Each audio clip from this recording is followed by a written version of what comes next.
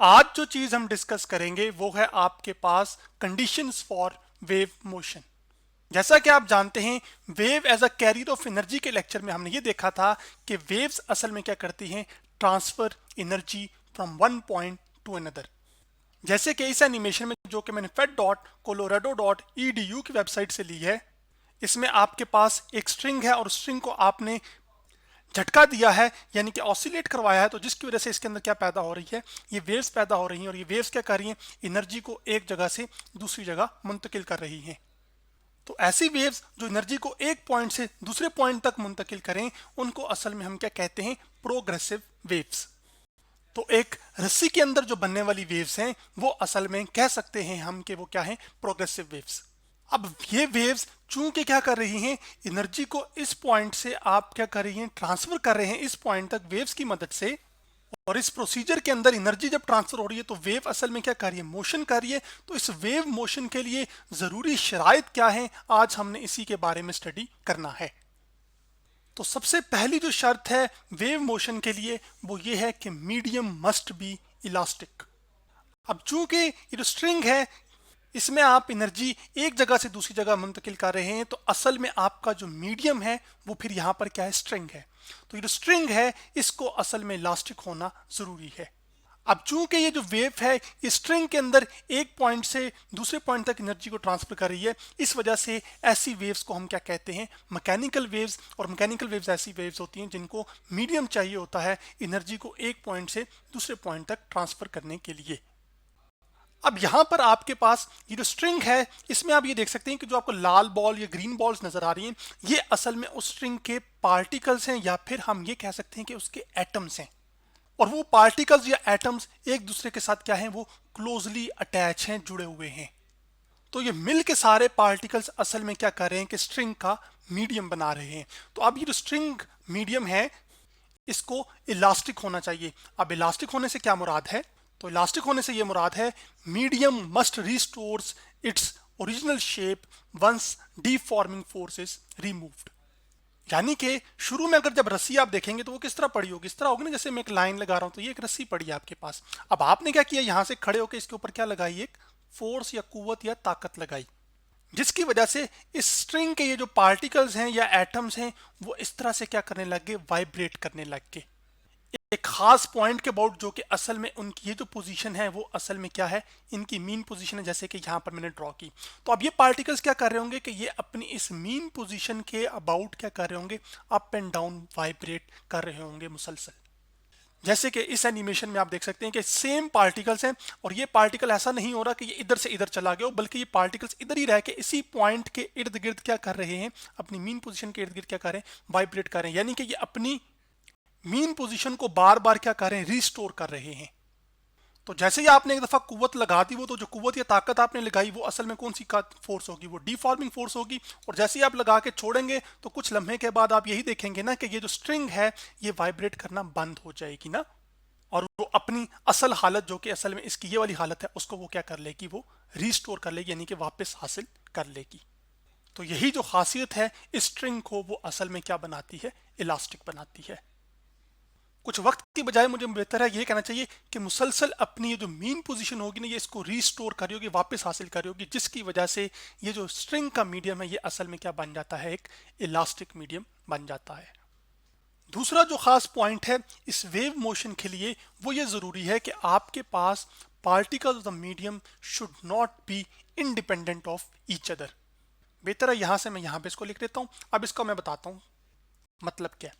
अब particles of medium, जैसे कि यहाँ पर ये स्ट्रिंग के पार्टिकल्स, यही असल में पार्टिकल्स ऑफ मीडियम है, should not be independent of each other. इसका मतलब ये है कि एक पार्टिकल दूसरे पार्टिकल से बिल्कुल आजाद ना हो, यानी कि उनके बीच में ये ना हो कि बिल्कुल ही कोई कुव्वत या ताकत या फोर्स कुछ ना लग रही, जैसे यहाँ पर है। जबकि स्ट्रिंग में आप क्या देख रहे हैं कि हर एक पार्टिकल दूसरे पार्टिकल के साथ क्या है, वो कनेक्टेड है। उससे फायदा क्या हुआ कि जब आपने फोर्स इस जगह पर रस्सी पे लगाई तो सबसे पहले एनर्जी इस पार्टिकल को मिली, इस पार्टिकल ने अपनी एनर्जी दूसरे को ट्रांसफर की, दूसरे वाले ने तीसरे को की, तीसरे वाले ने चौथे को, चौथे वाले ने पांचवें को। इस तरह आपके पास एक चेन बन गई जिसके अंदर आपके पास एनर्जी जो है वो क्या होना शुरू होगी, वो ट्रांसफर होना शुरू होगी एक पॉइंट से इस स्ट्रिंग के सेकंड या लास्ट पॉइंट तक या एंड पॉइंट तक। अब ये तभी मुमकिन हुआ जब एक पार्टिकल दूसरे पार्टिकल के साथ स्ट्रांगली कनेक्टेड हो, यानी कि जुड़ा हुआ है स्ट्रांग फोर्स के साथ। और ऐसा भी नहीं है कि इनके बीच या जो ये जो पार्टिकल्स हैं स्ट्रिंग के बीच में, इनके बीच बहुत ज्यादा डिस्टेंस हो। अगर बहुत ज्यादा डिस्टेंस होगा तो फिर ये पार्टिकल्स एक दूसरे के इन्फ्लुएंस से आजाद होंगे। अभी तो ये हो रहा है कि एक पार्टिकल दूसरे पार्टिकल से कनेक्टेड है, जिसकी वजह से एक की एनर्जी दूसरे को मिल रही है, फिर दूसरे की तीसरे को, तो इस वजह से एनर्जी आसानी के साथ ट्रांसफर हो पा रही है। अब जब इतना ज्यादा डिस्टेंस होगा पार्टिकल्स का एक दूसरे से, तो फिर ये जो पार्टिकल्स हैं ये इंडिपेंडेंट हो जाएंगे। यानी कि ये अगर वाइब्रेट भी करेगा ना, ठीक है, चाहे लेफ्ट राइट करे या अप एंड डाउन वाइब्रेट करे, तो ये अपनी एनर्जी आसानी के साथ इस पार्टिकल को ट्रांसफर नहीं कर पाएगा या कर ही नहीं पाएगा। जब अपनी ये एनर्जी इसको ट्रांसफर नहीं कर पाएगा तो ये वाला पार्टिकल अगले पार्टिकल को कैसे करेगा। जब यहां पर भी नहीं हो पाएगी तो फिर यहां पर भी नहीं हो पाएगी, जिसकी वजह से एनर्जी एक जगह से दूसरी जगह मुंतकिल नहीं होगी, या बेहतर है ट्रांसफर नहीं होगी।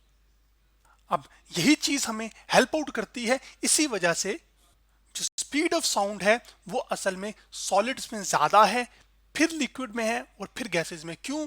क्योंकि सॉलिड के एटम्स क्लोजली एक दूसरे से कनेक्टेड होते हैं, जिसकी वजह से एनर्जी आसानी के साथ एक जगह से ट्रांसफर हो जाती है।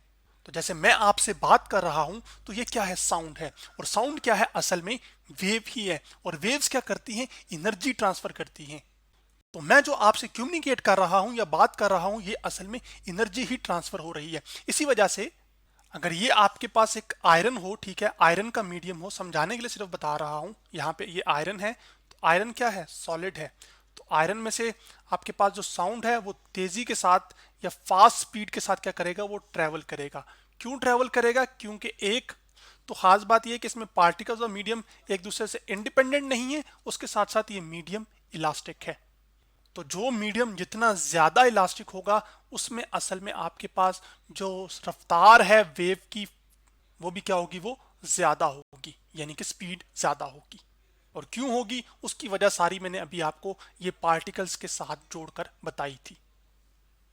जबकि इसके बरक्स यहां पर अगर पानी हो, जिसको मैं लिख रहा हूं वाटर इस ब्लॉक के अंदर, ठीक है, तो साउंड इसमें से स्लोली ट्रेवल करेगा एज कंपेयर टू आयरन, क्योंकि लिक्विड के अंदर आपके पास पार्टिकल्स के बीच में जो स्पेसिंग है वो क्या होती है, वो ज्यादा होती है as compare to solid. Speed का इलास्टिसिटी के साथ क्या ताल्लुक है सॉरी, वो असल में ये है। इसको बेहतर है चले हम एक एनिमेशन से देख लेते हैं। जैसे यहाँ पर आपके पास ये स्ट्रिंग है ना, तो स्ट्रिंग के अंदर ये वेव्स प्रोड्यूस हो रही हैं। तो स्ट्रिंग की खास बात ये होती है कि इसके अंदर टेंशन होती है, तो वो जो टेंशन की प्रॉपर्टी असल में वही असल में इसकी इलास्टिसिटी है एक तरह से।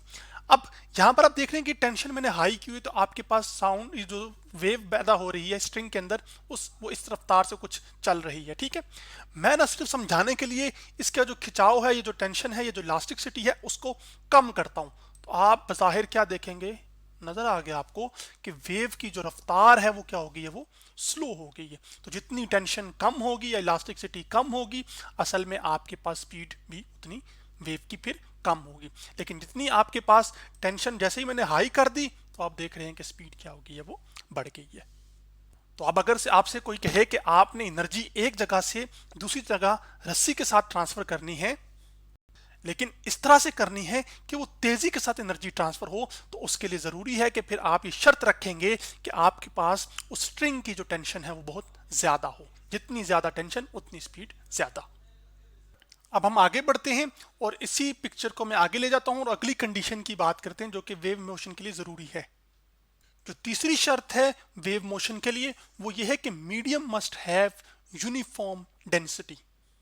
यानी कि डेंसिटी से मुराद असल में क्या है कि आपके पास जैसे इस तस्वीर के अंदर दो आपके पास सेम स्पेसिस हैं, यानी कि दो डब्बे हैं जिनका सेम वॉल्यूम है, लेकिन इसमें ज्यादा एटम समाये हुए हैं और इसमें कम, तो इसकी डेंसिटी ज्यादा है, इसकी कम है। इसी तरह जो रस्सी है जिसमें आपने वेव प्रोड्यूस करनी है, उसके लिए जरूरी है कि आपके पास जो रस्सी है उसकी डेंसिटी हर जगह पर एक जैसी ही हो, तो आपके पास वेव एक खास या प्रॉपर वे में क्या करेगी, प्रोपागेट करेगी। ऐसा नहीं होना चाहिए कि आपके पास एक जगह पर, अगर मिसाल दे रहा हूं मैं अभी समझाने के लिए, सिर्फ ये एक हिस्सा मैं लेबल कर रहा हूं, ठीक है, अभी बताऊंगा पूरी बात, और मैं कहता हूं जी कि ये एक हिस्सा है और एक ये पोर्शन है, यहां से लेकर एक ये पोर्शन है, और एक मैंने इनको फर्क कर रहा हूं सिर्फ समझाने के लिए। अब ऐसा नहीं होना चाहिए कि आपके पास यहां पर जो ये वाला हिस्सा है यहां पर डेंसिटी ज्यादा हो, जिसको हम रो के साथ रिप्रेजेंट करते हैं, जैसे कि ये यहां पे डेंसिटी ज्यादा हो और जबकि यहां पर डेंसिटी कम हो। यहां पर डेंसिटी ज्यादा होने का मतलब यह है कि जो इस लेंथ है ना, ये वाली लेंथ, इसके अंदर आपके पास ज्यादा पार्टिकल्स समा रहे हैं इस लेंथ के रिस्पेक्टिव, ठीक है। जबकि यहां पर डेंसिटी कम होने का क्या मतलब है कि जो स्ट्रिंग के पार्टिकल्स हैं यहां पर कम है उतनी ही लेंथ के मुताबिक। जितनी ये लेंथ है ना, अभी हम ये माने जितनी लेंथ अगर ये है, अगर यही लेंथ इतनी ये हो, ठीक है, तो यहाँ पर कम पार्टिकल्स आ पा रहे हैं स्ट्रिंग के और यहाँ पर ज्यादा है, तो यहाँ पर रीजन की डेंसिटी ज्यादा होगी और यहाँ पर कम होगी। तो अगर जब डेंसिटीज का फर्क आएगा तो उसकी वजह से असल में आपके पास जो स्पीड है ना, वो इस हिस्से में वेव की मुख्तलिफ होगी और इस हिस्से में मुख्तलिफ होगी। क्यों? क्योंकि पैकिंग से जुड़ी हुई है ना सारी बात, क्योंकि यहाँ पर जब ज्यादा पार्टिकल्स होंगे तो वो ज्यादा क्लोजली एक दूसरे से क्या होंगे, वो अटैच होंगे। अब लास्ट पॉइंट जो हम डिस्कस करने लगे हैं कि जो कि जरूरी है वेव मोशन के लिए कंडीशन, वो ये है कि मिनिमम जो पार्टिकल्स है ना, minimum friction among particles of the medium, यानी कि जो मीडियम के पार्टिकल्स हैं, जैसे कि यहाँ पर ये जो स्ट्रिंग है इसके जो पार्टिकल्स हैं, इनके बीच की जो फ्रिक्शन है ना वो बहुत कम होनी चाहिए। जितनी कम होगी उतनी आसानी के साथ वेव क्या करेगी, वो प्रोपागेट करेगी, यानी कि ट्रैवल करेगी या एनर्जी को ट्रांसफर करेगी एक पॉइंट से दूसरे पॉइंट तक। अब अगर फ्रिक्शन अगर बहुत ज्यादा होगी तो उसकी वजह से असल में क्या होगा कि ये जो अपना पार्टिकल है, वो ये पार्टिकल इसको अपनी एनर्जी ट्रांसफर नहीं कर पाएगा, बल्कि एनर्जी फ्रिक्शन की वजह से क्या हो जाएगी, वो तो जाया हो जाएगी ना। तो हमें तो एनर्जी ट्रांसफर करनी है, तो इस वजह से जरूरी है कि आपके पास जो पार्टिकल्स के बीच की जो फ्रिक्शन है वो क्या होनी चाहिए, वो बहुत कम होनी चाहिए या ना होने के बराबर होनी चाहिए। आइडियल वेव मोशन के लिए तो ये जीरो होनी चाहिए, लेकिन क्योंकि हम तो ऐसी दुनिया में रह रहे हैं जो कि रियल वर्ल्ड है, फिजिकल वर्ल्ड है, तो उस सिनेरियो के अंदर आपके पास कुछ ना कुछ friction between particles of the medium जरूर होती है। तो आज हमने कंडीशंस जो कि एक वेव मोशन के लिए जरूरी हैं उनके बारे में जाना।